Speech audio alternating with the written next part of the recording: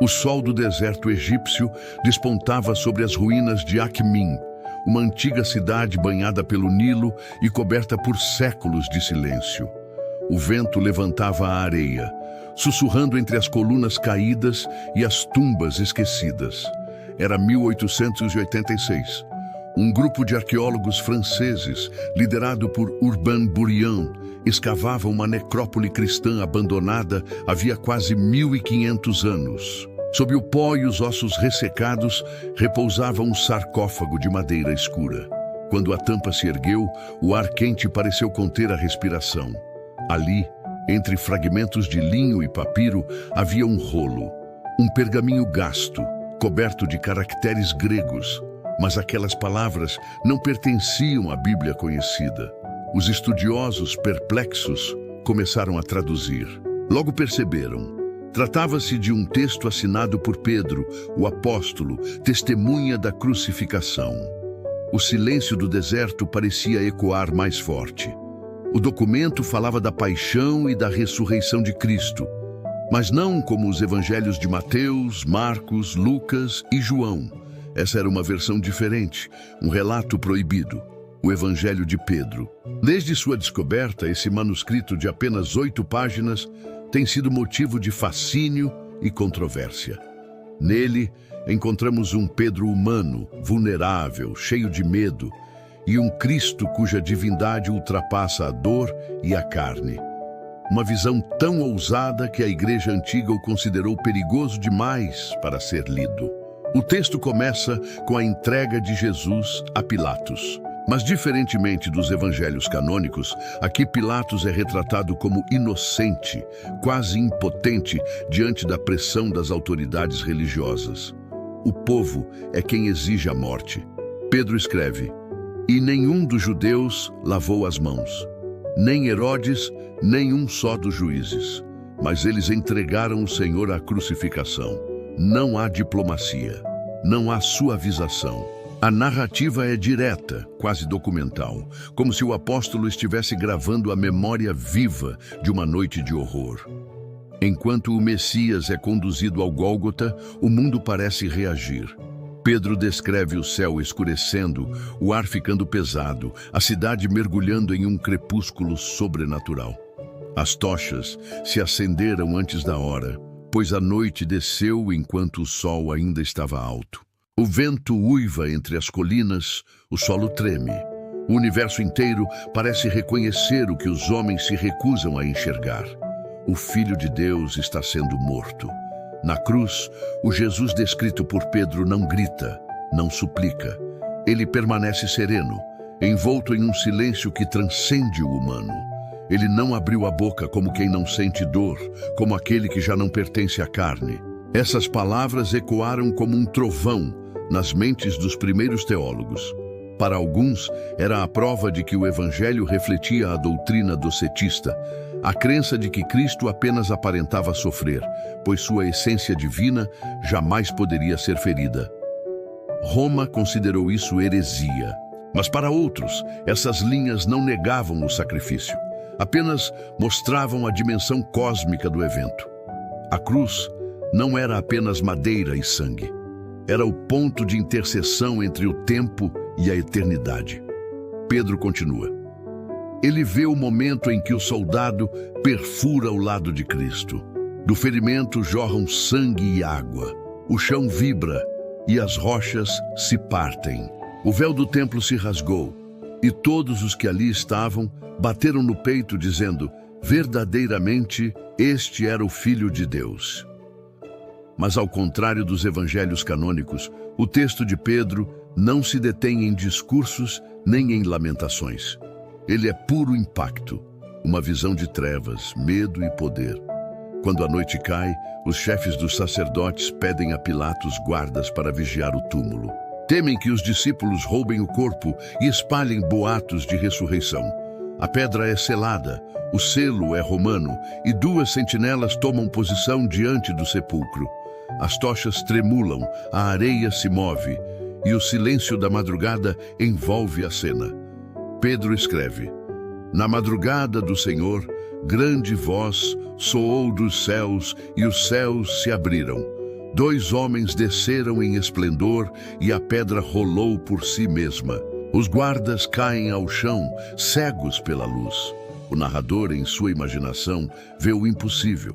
Do interior do túmulo, 3 figuras emergem. 2 anjos sustentando um terceiro ser de glória indescritível. Era Jesus, mas não o Jesus frágil dos quadros renascentistas. O Cristo do Evangelho de Pedro é imenso, radiante, cósmico. Pedro descreve: a cabeça do primeiro alcançava o céu, a do segundo, os céus dos céus, e a do terceiro ultrapassava os céus. A cena é apocalíptica. O Cristo ressurreto não é um homem comum retornando à vida, mas o próprio Filho do Eterno atravessando os mundos. E então, o detalhe mais enigmático surge. Uma cruz seguia-os, e da cruz ouviu-se uma voz dizendo: Tu pregaste aos que dormiam. A cruz, símbolo da morte, torna-se viva. Fala, testemunha. Essa passagem é uma das mais misteriosas de toda a literatura cristã antiga. Tu pregaste aos que dormiam. Uma alusão à descida de Cristo ao Hades, onde libertou as almas dos justos aprisionadas desde os tempos antigos. A cruz, aqui, é o portal entre o mundo dos mortos e a eternidade. O Evangelho termina abruptamente. Pedro não descreve aparições, nem diálogos com os discípulos. A narrativa se encerra com o assombro dos guardas fugindo e o silêncio do túmulo aberto. E nós, os 12, voltamos ao mar, pois sabíamos que ele havia ressuscitado e nos chamaria outra vez. É um final incompleto, mas deliberado. O foco não é a confirmação da fé, é o mistério, a fé sem ver, a certeza que nasce do impossível. Séculos se passaram. O manuscrito desapareceu da história, escondido por monges temerosos de sua heresia. Mas fragmentos sobreviveram. No século IX, monges do Alto Egito o copiaram secretamente, e foi essa cópia, selada num túmulo, que ressurgiu em 1886.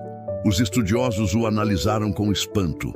Era o primeiro relato extrabíblico completo sobre a crucificação e ressurreição. Suas palavras ecoavam com uma força primitiva, quase mística. O Evangelho de Pedro mostrava o cristianismo em sua fase mais selvagem e diversa. Um tempo em que muitas vozes competiam para compreender o mistério do Cristo.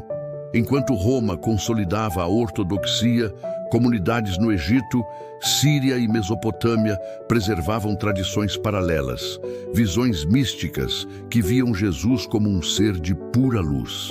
Essas comunidades acreditavam que a ressurreição não foi apenas um evento físico, mas um rompimento cósmico, um clarão que atravessou dimensões, abrindo caminho para a redenção universal. E talvez por isso Roma o temeu, porque esse evangelho não poderia ser controlado. Ele falava de um Cristo que não dependia de templos, nem de hierarquias, nem de dogmas. Um Cristo que era luz viva e não instituição. No texto, há algo profundamente humano em Pedro. Um homem que falhou, que negou, que fugiu, mas também um homem que testemunhou o impossível. Suas palavras, mesmo simples, têm a melancolia de quem viu o divino e nunca mais foi o mesmo. E eu chorei em silêncio, pois sabia que o mundo jamais compreenderia o que se ergueu do túmulo. Essa frase, presente nos fragmentos finais, é uma das mais tocantes do manuscrito. Pedro entende que o mistério da cruz não cabe na linguagem humana.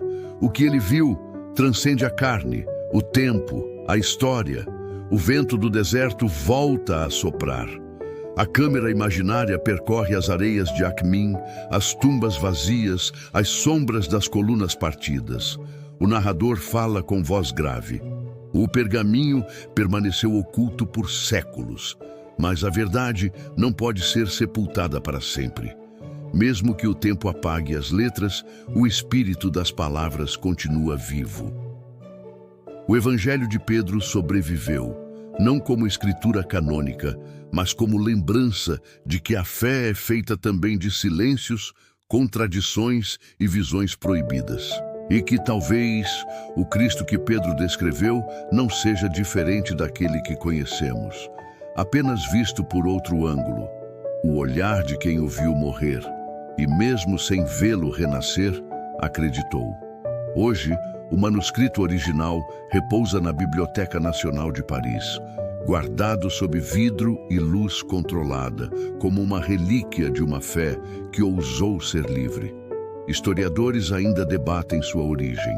Alguns afirmam que foi escrito na Síria por volta do ano 150 a.C., baseado em tradições orais antigas. Outros acreditam que seja realmente um registro petrino, transmitido entre comunidades perseguidas.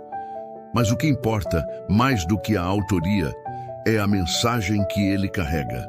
O Cristo de Pedro é o Cristo da transcendência, o Deus que não é vencido pela dor, o Filho que atravessa o abismo e retorna com a luz da eternidade. E enquanto o deserto volta ao silêncio, a narração encerra como quem sussurra uma oração. Entre as areias do Egito, a voz de Pedro voltou a falar. Não para desafiar a fé, mas para lembrar que o divino é infinito e que nenhuma instituição pode conter o mistério da cruz. O vento se intensifica. As chamas das tochas oscilam. Um eco distante parece repetir as palavras do Evangelho. Tu pregaste aos que dormiam, o som desaparece, a tela se escurece e então apenas o silêncio. Você acabou de atravessar o portal das profecias, mas ainda há muitos segredos a serem revelados. Inscreva-se, ative o sininho e prepare-se, porque o fim pode estar mais próximo do que imaginamos.